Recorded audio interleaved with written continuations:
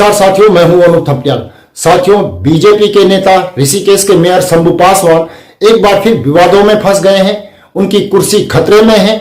और क्या राज्य सरकार और जिला प्रशासन देहरादून शंभू पासवान या फिर उनकी कुर्सी को बचाने की कोशिश करेगा? और वो लोग कौन हैं जिन्होंने शंभू पासवान की गलत तरीके से मदद की है? क्या उनके खिलाफ भी राज्य सरकार कोई कार्यवाही कर सकती है? इन सारे सवालों का जवाब तलाशने की हम कोशिश करेंगे। लेकिन उससे पहले मेरा आपसे आग्रह है कि अगर आप हमारे चैनल पर नए हैं या फिर आपने अभी तक हमारे चैनल को सब्सक्राइब नहीं किया है तो सबसे पहले आप हमारे चैनल को सब्सक्राइब जरूर कर लें। साथियों, 2025 नया साल शुरू होते ही एक हंगामा शुरू हो गया था। तब ऋषिकेश नगर निगम हंगामे का प्रमुख केंद्र था। वास्तव में तब नगर निकाय के चुनाव हो रहे थे।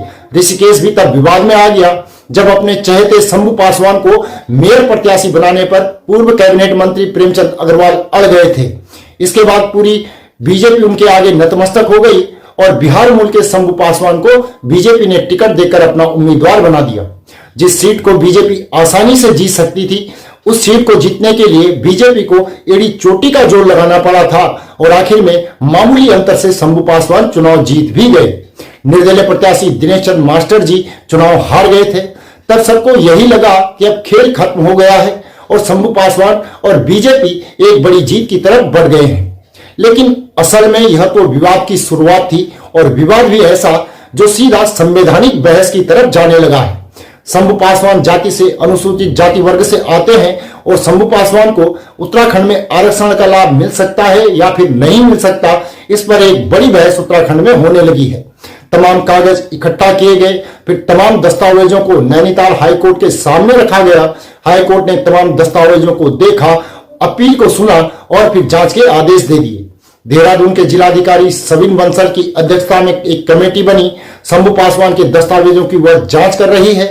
दस्तावेजों की जांच की पहली सुनवाई बुधवार 9 अप्रैल को हुई। लगभग एक हफ्ते बाद अब एक और सुनवाई होनी है और फिर उसके बाद 8-10 दिन का समय और दिया जाएगा।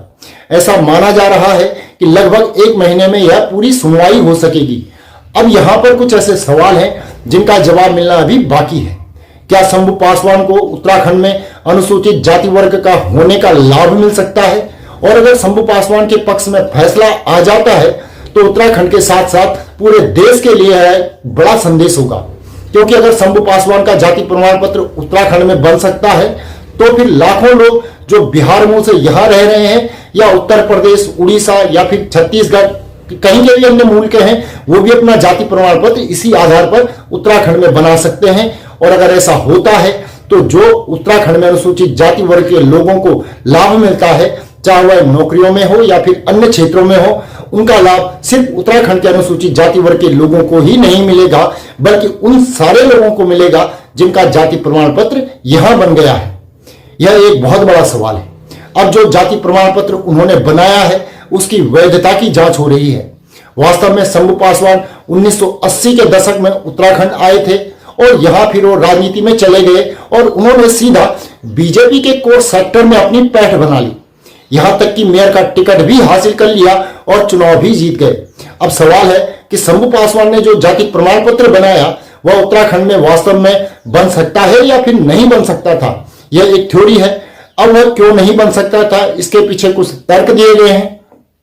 एक कट ऑफ ईयर तय किया गया था 1950, यानी कि 1950 में जो व्यक्ति जहां पर निवास करता था वो वहीं का मूल निवासी है और अगर वह अनुसूचित जाति या अनुसूचित जनजाति वर्ग का है तो वो उस क्षेत्र में और उसी प्रदेश में उसका लाभ ले सकता है। यह एक सामान्य प्रक्रिया है। अब अगर शंभू पासवान उत्तराखंड में जाति प्रमाण पत्र बना लेते हैं तो 1950 की जो व्यवस्था भारत सरकार के द्वारा बनाई गई है वो छिन्न भिन्न हो जाती है। यानी फिर 1950 के आदेश का कोई अस्तित्व बचता ही नहीं है। और अगर वह नहीं बचता है तो फिर कोई भी व्यक्ति किसी भी राज्य में अनुसूचित जाति, अनुसूचित जनजाति का प्रमाण पत्र हासिल कर सकता है और यहां पर जो भी लाभ वहां मिलते हैं वह उन्हें सभी लाभ मिल सकते हैं। और इसीलिए मूल निवास की बात लगातार होती आ ही रही है। यहां पर एक सवाल यह भी है कि क्या वास्तव में शंभू पासवान ने कोई गड़बड़ी की है? क्या वह जाति प्रमाण पत्र नहीं बना सकते? जिलाधिकारी सविन बंसल ने एक टीम बनाई है और जो लीगल एक्सपर्ट्स हैं वो इन प्रमाण पत्रों की जांच कर रहे हैं। अब सवाल यह है कि अगर कट ऑफ ईयर जो मामला है वह एक नियम था तो फिर शंभू पासवान का जो जाति प्रमाण पत्र था वह उत्तराखंड में कैसे बन गया? वो कर्मचारी और अधिकारी कौन थे जिन्होंने शंभू पासवान का जाति प्रमाण पत्र बनाने में उनकी मदद की, सहायता की? जिस अधिकारी के हस्ताक्षरों से जाति प्रमाण पत्र जारी हुआ है, क्या उसके खिलाफ सरकार कोई कार्यवाही करेगी? क्या सिर्फ एक अधिकारी इसमें इन्वॉल्व है? वैसे यहां तो पूरी व्यवस्था होती है, क्योंकि जो फाइल बनती है उसमें एक आदमी नहीं होता, उसमें कई सारे लोग होते हैं। तो सारे प्रमाण पत्रों को जांचने के लिए डीएम सविन बंसल ने वेरीफाई करने के लिए 1 हफ्ते का समय लिया है कि जहां से शंभू पासवान का जाति प्रमाण पत्र जारी हुआ है वहां सारी फाइलें खंगाली जाएंगी। किस किस ने ये काम किया है उसका भी परीक्षण किया जा रहा है। अब यहां पर एक बहुत बड़ा सवाल है कि उत्तराखंड में बीजेपी की सरकार है, तो क्या बीजेपी अपने मेयर शंभू पासवान को बचाने की कोशिश करेगी या फिर शंभू पासवान से बीजेपी अपना पल्ला झाड़ लेगी?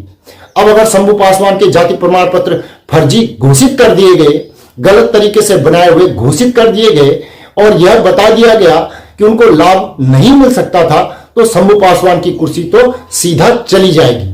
और जिन लोगों ने शंभू पासवान के प्रमाण पत्र बनाए और उनको बनवाने में मदद करी, उनकी नौकरी भी खतरे में पड़ जाएगी। लेकिन क्या सरकार शंभू पासवान को और ऐसे लोगों को बचा सकती है जिन्होंने गलत तरीके से प्रमाण पत्र हासिल किए हैं? अब इस सवाल का जवाब फिलहाल हमारे पास तो नहीं है। यह देखना काफी महत्वपूर्ण होगा कि क्या रुख होता है। वैसे जब कोर्ट कचहरी का मामला होता है तो सारी चीजें नियमों के अधीन ही होती हैं, अंतर्गत ही होती हैं। यह भी स्पष्ट है कि जिसके भी विरुद्ध फैसला होगा वो उच्च न्यायालय और बड़ी अदालतों में अपील करेगा। सुप्रीम कोर्ट भी मामला जा सकता है, क्योंकि जो भी फैसला होगा उसका असर बहुत दूर तक जाएगा। फिर किसकी कुर्सी बचेगी और किसकी कुर्सी जाएगी, इस बात का इंतजार तब तक सबको करना ही पड़ेगा। तो साथियों, इस पर आप अपनी राय कमेंट करके हमें जरूर बताएं। हमारे चैनल को अवश्य सब्सक्राइब कर लें और एक छोटा सा निवेदन है कि नीचे दिए गए नंबर या फिर क्यूआर कोड के माध्यम से हमारा सहयोग जरूर करें। अभी के लिए इतना ही। अगली रिपोर्ट में आपसे जल्दी ही मुलाकात होगी। तब तक के लिए नमस्कार।